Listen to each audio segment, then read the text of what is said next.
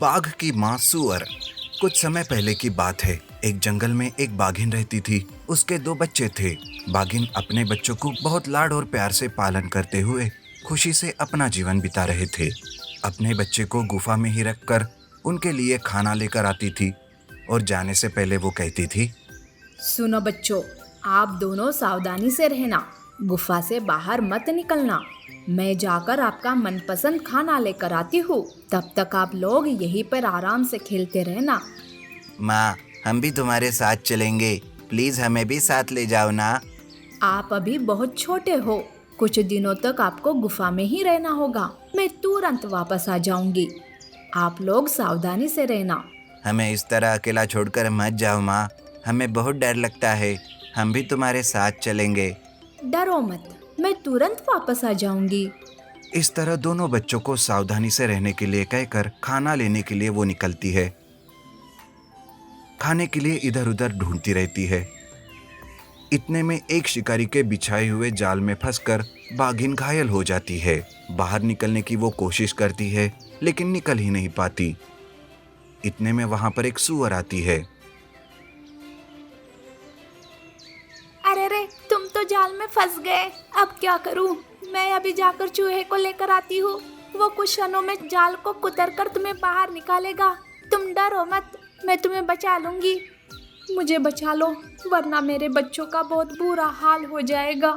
तुम चिंता ना करो, मैं अभी चूहे को साथ लेकर आती हूँ। सूअर चूहे के लिए ढूंढते हुए निकलती है।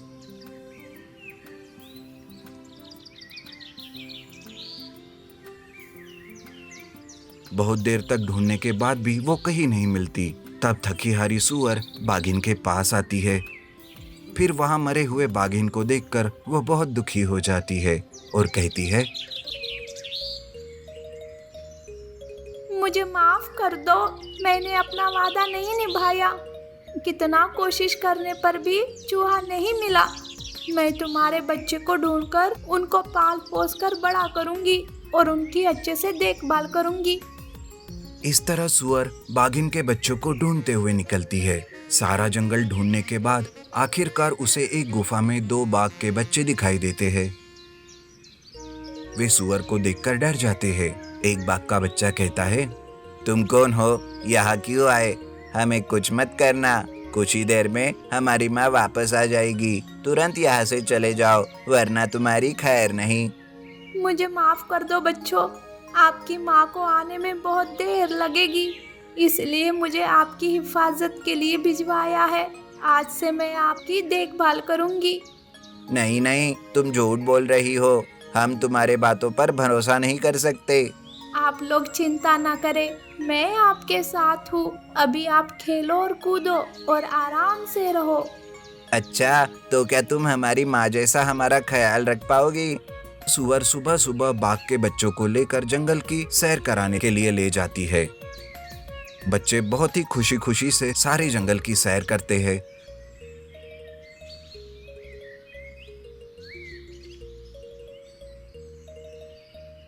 फिर अगले दिन सुबह सूअर से वो कहते हैं, हमारी माँ अभी तक क्यों नहीं आई? आपकी माँ आपका मनपसंद आहार लाने के लिए बहुत दूर, कभी वापस ना आने जैसी जगह चली गई है। इस तरह से उनकी अच्छे से देखभाल वो करती रहती है। कुछ दिनों के बाद वे लोग अपनी माँ को भूलकर सूअर को ही अपनी माँ की तरह मानते रहते हैं। सूअर भी उन्हें जान से बढ़कर प्यार करती रहती है। एक दिन इन्हें देखकर लोमड़ी को बहुत ईर्ष्या हो जाती है। किसी भी तरह सूअर और उनके बच्चों को जुदा करने की वो ठान लेती है और कहती है, छी छी छी, इन बाघिन के बच्चों की मत मारी गई है। मेरे जैसे चालाक से दोस्ती ना करके माँ माँ कहकर गंदी सूअर के पीछे पीछे भाग रहे हैं। इन्हें किसी भी तरह अलग करना ही होगा, तभी मेरे दिल को शांति मिलेगी। इस तरह सोचकर फिर दूसरी जंगल जाकर वहाँ एक शेर से मुलाकात वो करती है और कहती है, महाराज, मेरे जंगल में बहुत सारे जानवर हैं। आप अपने मनपसंद जानवर का शिकार भी कर सकते हो। क्या आप मेरे साथ चलोगे? अच्छा, चलो तुरंत चलते हैं। लेकिन मेरी एक शर्त है। वादा करे कि आप पहले हमारे जंगल की सूअर को मार देंगे, फिर बाद में बाकी जानवरों का शिकार करोगे। ये तो मेरे बाएं हाथ का काम है। बहुत भूख लगी है, चलो चलते हैं। इस तरह शेर लोमड़ी के साथ निकलता है। फिर उस जंगल में इधर उधर ढूंढने पर उन्हें एक जगह सूअर दिखाई देती है। तब लोमड़ी कहती है, महाराज, वो रही सूअर, उसी को मारना है, जाइए। ठीक है, लेकिन पहले ये बताओ, तुम क्यों इस सूअर को मारने के लिए कह रही हो? उसे मारने से मुझे क्या लाभ होगा? इसके पीछे बहुत बड़ी कहानी है, पहले आप उसे मार दीजिए, फिर बताती हूँ महाराज। ये सुनकर शेर उस पर हमला करने ही वाला होता है कि इतने में वहां पर दोनों बाघिन के बच्चे पहुंच जाते हैं और बाघ कहता है, तुम्हारी ये हिम्मत, हमारी माँ को ही मारना चाहते हो? इस लोमड़ी के बातें सुनकर आपने बहुत गलत निर्णय लिया है। क्या कहा? ये सूअर तुम्हारी माँ है? भला एक सूअर तुम्हारी माँ कैसे हो सकती है? जब हम बहुत छोटे थे, हमारी माँ हमसे दूर हो गई, तब से यही हमारी रक्षा कर रही है और हमें पाल पोस कर इसने ही बड़ा किया है, इसलिए हम इसे माँ कहकर बुला रहे हैं। अगर हमारी माँ पर हमला किया तो हम आपका अंत कर देंगे। तुरंत यहाँ से चले जाइए। वाह, सच में आप लोगों का तो रिश्ता बहुत ही अनोखा है। इस सृष्टि में केवल जन्म देने वाली ही माँ नहीं है, पाल पोस कर बड़ा करने वाली भी माँ ही होती है। ये कहकर आप लोगों ने साबित कर दिया। इस लोमड़ी की गलत बातें सुनकर मैं आप पर हमला करने के लिए आया था। मुझे माफ कर दो। हमेशा इसी तरह खुशी से अपना जीवन बिताओ, यही मेरी इच्छा है। मैं भी आपके साथ मिलजुल कर रहूंगा।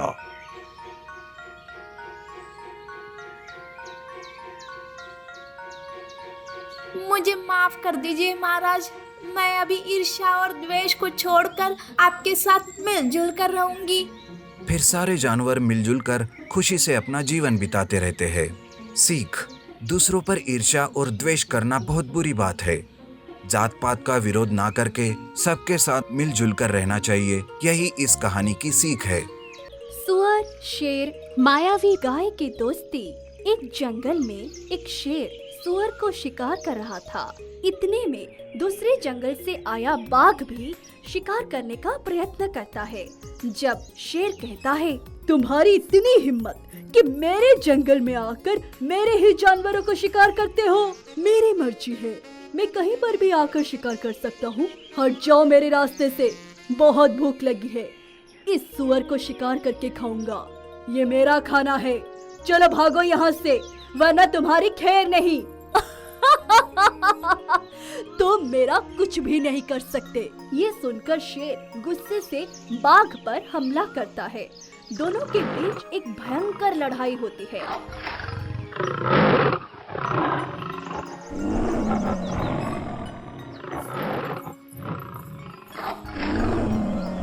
आखिरकार बाघ वहां से भाग जाता है।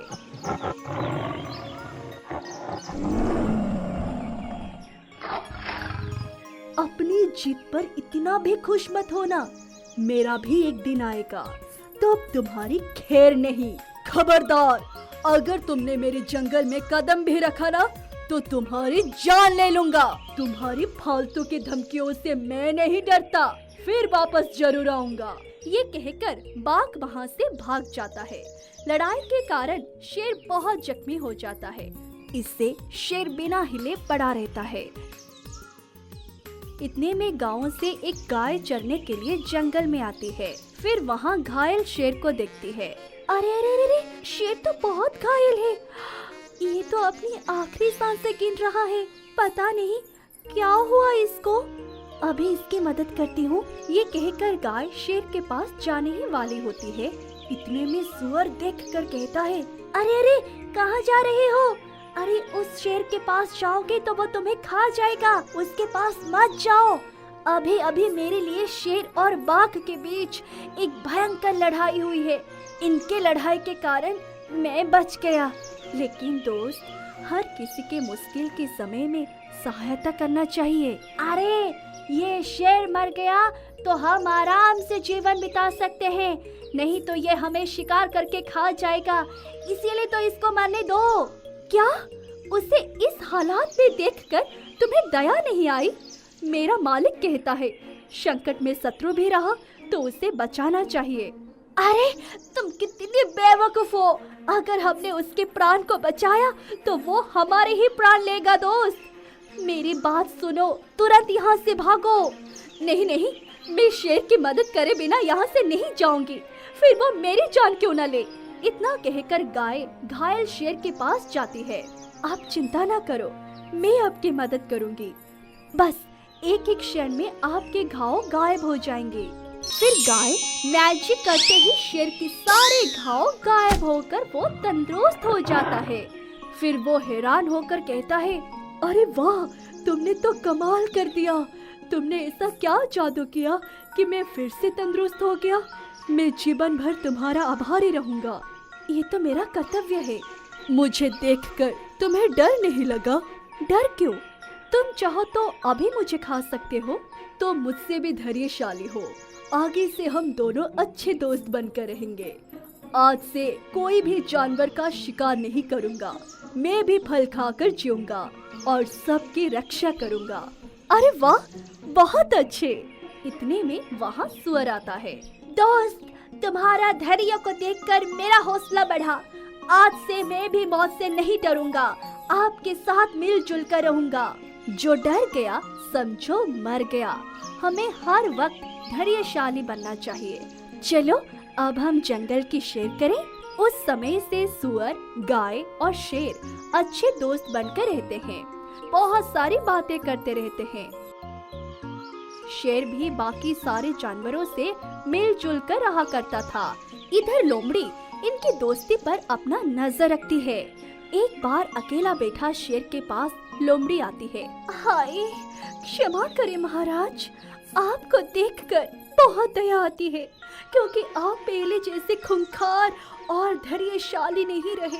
साफ साफ कहो, क्या कहना चाहती हो?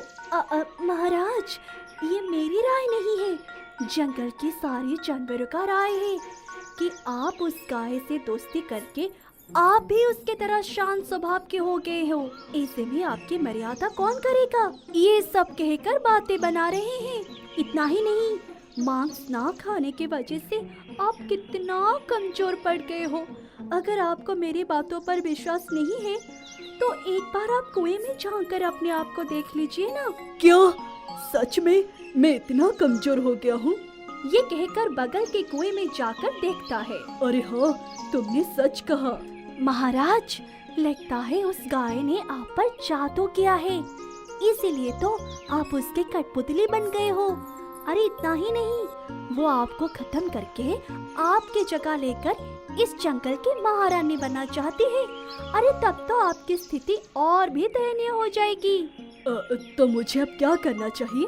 महाराज, शिकार पर जाकर मांस खाना चाहिए, तब आपको देखकर फिर से सभी लोग डरने लगेंगे। अच्छा ठीक है, चलो फिर देर किस बात की, तुमसे ही शिकार करना प्रारंभ करता हूँ और मजे लेकर खाता हूँ। महाराज, ये अन्याय है, मुझे कुछ मत करिए, मैंने आपको कितनी अच्छी अच्छी बातें बताई।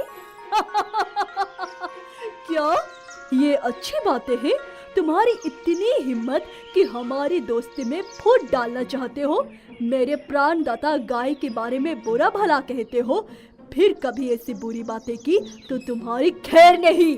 बाप रे, महाराज मुझे माफ कर दो। तुरंत लोमड़ी वहाँ से भाग जाती है। फिर बाद में एक दिन गाय अपने घर से जंगल पहुँचती है। इतने में फिर से शेर पर हमला करने के लिए बाघ आता है। आज किसी भी तरह इस शेर का अंत करके इस जंगल का राजा बनना है। बाघ इस तरह सोचता रहता है। इतने में उसकी नजर गाय पर पड़ती है। अरे वाह, मेरी किस्मत तो जाग गई, भूख से बुरी हालत है। इस गाय को खाया तो बहुत सारा शक्ति मिलेगा, फिर आसानी से उस शेर का अंत कर सकता हूँ।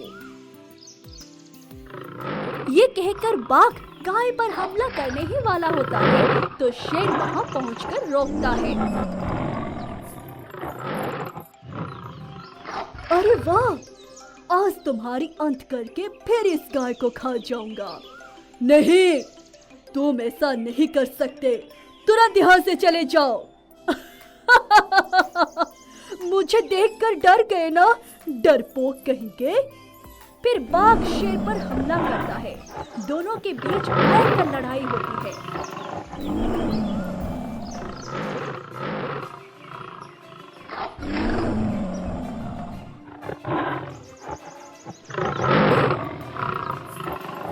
आखिरकार बाघ मारा जाता है।